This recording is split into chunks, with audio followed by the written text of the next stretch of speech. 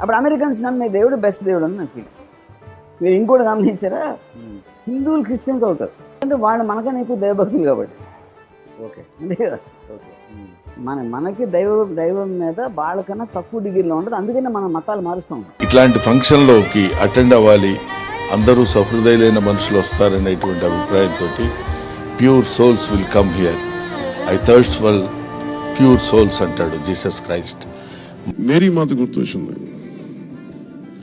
ఎదిగొచ్చిన కొడుకుని, వయసు వచ్చిన కొడుకుని మంచి చెప్తుంటే, విలువలు చెప్తుంటే రోడ్డంతా కొట్టి బిడ్డను తన జన్మించిన బిడ్డను తీసుకెళ్తుంటే ఆ తల్లి ఏం బాధపడి ఉంటుంది అనేది నా గుండె చెల్లించిపోయింది ఒకసారి మేరీ మాతని తలుచుకుంటాను.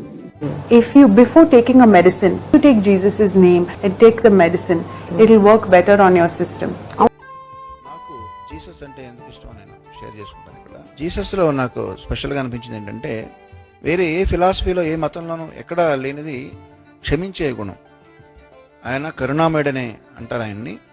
సో ఆ లక్షణాన్ని అంత పరాకాష్ఠకు తీసుకెళ్లడంలో నేను వేరే ఎక్కడ నేను చదువుకున్న పురాణాల్లో కానీ హిస్టరీలో కానీ ఎక్కడ నేను తెలీదు. అది నాకు చాలా బాగా నచ్చింది. నేను కంపోజ్ చేసిన రారా చంద్రుడు అనే ఆల్బమ్ నుంచి ఒక చిన్న పల్లవి. నీదెంతో కరుణామయా, నీదెంతో జాలి నజరేయా.